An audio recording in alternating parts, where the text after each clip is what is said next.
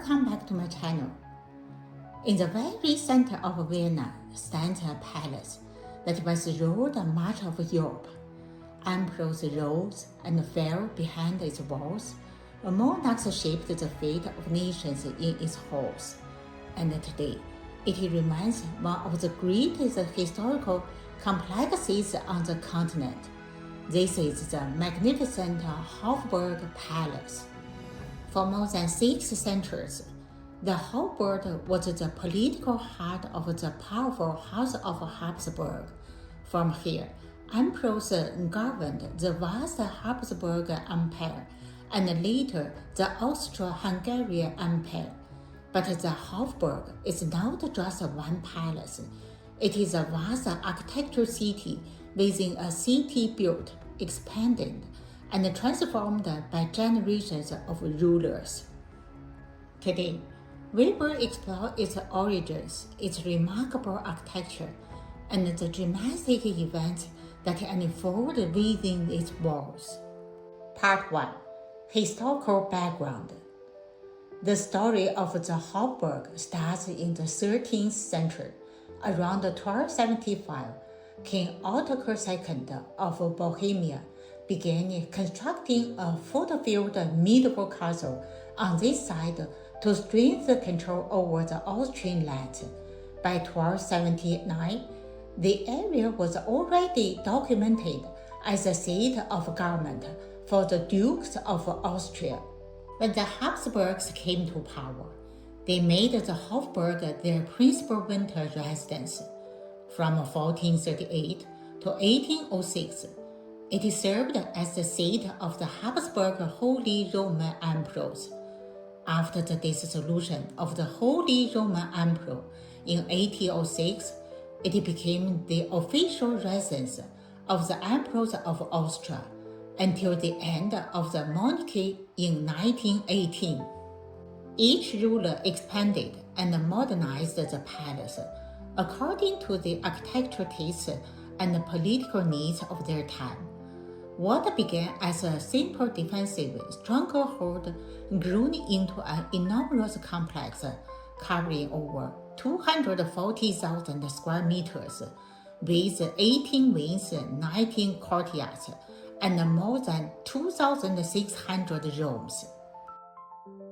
After the collapse of the Austro-Hungarian Empire at the end of World War I, the Hofburg did not lose its importance.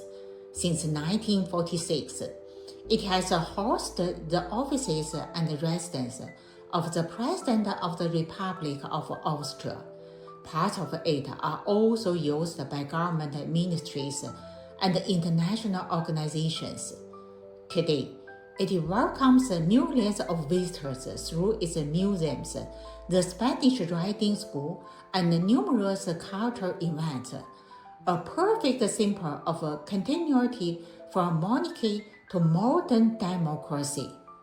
The oldest surviving part is the space wing, dating back to the 13th to 16th centuries. Its highlight is the striking space gate, built in 1552. A bold red and black Renaissance portal decorated with the titles of Emperor Ferdinand I and the insignia of the Order of the Golden Fleece. Nearby stands the Amalienburg, a freestanding Renaissance residence from the later 16th century with a distinctive clock tower. In the later 17th century, Emperor Leopold I connected these old structures with the earlier Baroque Leopoldine wing. The 18th century brought magnificent Baroque additions, including the curving facade of the Imperial Library. At the end of the 19th century, the Grand Macular wing was completed with its impressive dome and monumental entries facing Macular Palace. One of the most imposing exterior features is the Neuburg, built between 1881 and 1913.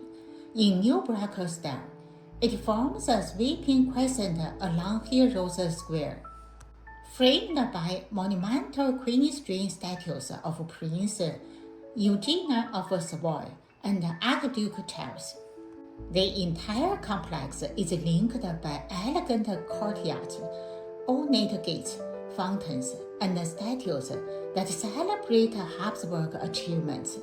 The exterior perfectly reflects the dynastic growing power, from a medieval fortress to a showcase of imperial splendor. Part 3. In exterior architectural features. Inside the Hofburg, the same historical layer continues, but with an even greater emphasis on architect's refinement and imperial lifestyle. The oldest interior space is the Burg Kapelle in the Space Wing, a beautiful Gothic chapel from the 15th century, where the Vienna boys' choir still sings Sunday Mass. The Imperial Treasury houses one of the world's most important collections of royal regalia and jewels. The Imperial apartments, once occupied by Emperor Franz Joseph and Empress Elizabeth, show a more personal side.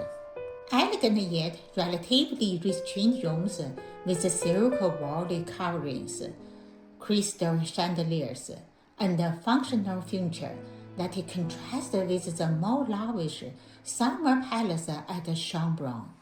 For grand state occasions, the palace offers spectacular ceremony halls, the redundant sealed furniture, restored frescoed ceilings, and were once the scene of legendary balls. The Hall of Ceremonies impresses with its corinthian columns and carved ceiling. The enormous festival hall spans over 1,000 square meters and displays ceiling paintings celebrating Habsburg rulers. A true masterpiece is the State Hall of the Austrian National Library, a breathtaking classical room with a magnificent ceiling fresco by Daniel Gran and rows of statues of emperors and scholars. These interiors blend functionality with artistic excellence, reflecting centers of Habsburg taste and power. Part 4. Major historical events. Because the Hofburg was the center of imperial power, many defining moments of European history occurred here. 1. The Congress of Vienna, 1814 to 1815. After the defeat of Napoleon Bonaparte, European leaders gathered in Vienna to redraw the political map of the continent. This meeting, known as the Congress of Vienna, was hosted by the Austrian statesman Clement von Metternich. Diplomats, kings, and emperors attended lavish balls and negotiations inside the Hofburg. The agreements reached here shaped European politics for nearly a century. 2. The life and reign of Franz Joseph. Few rulers are as closely connected to the Hofburg as Emperor Franz Joseph. Born in the palace in 1830, he ascended the throne during the revolutionary upheavals of 1848. He ruled the empire for 68 years, one of the longest reigns in European history. From the Hofburg, he oversaw dramatic changes, industrialization, rising nationalism, and the transformation of the empire into the dual monarchy of Austria-Hungary in 1867. Yet, his reign was also marked by personal tragedy. His brother was executed in Mexico. His son, Crown Prince Rudolph, died in the mysterious mirroring incident, and his beloved wife, Elizabeth, was assassinated in 1898. 3. The end of the empire. The final dramatic moment came in 1918, at the end of the First World War. Facing military defeat and political collapse, The last Habsburg ruler, Emperor Charles I of Austria, announced that he would withdraw from state affairs. This declaration efficiently ended more than 6 centuries of Habsburg rule. The empire dissolved, and Austria became a republic. 4. A dark moment in 1938. One of the most troubling moments in Austrian history also occurred here. In March 1938, after Nazi Germany annexed Austria in the Elsass, Adolf Hitler stood on the balcony of the new building facing Hofburg Palace. The scene remains a powerful reminder of how the same place that once symbolized imperial glory also witnessed one of the darkest chapters of the 20th century. Last part, conclusion. In conclusion, the Hofburg Palace is far more than stone and decoration.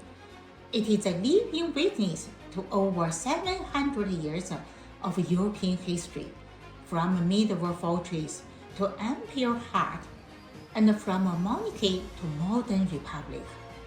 Its walls have seen troubles and tragedies, both and political decisions that changed the fate of nations. Whether you admire its majestic exterior of Hofburg Palace, explore its splendid interiors, or simply walk through its historical courtyards, you will feel the weight and the continuity of history. Thank you very much for your attention. If you like, please share and subscribe. See you next episode.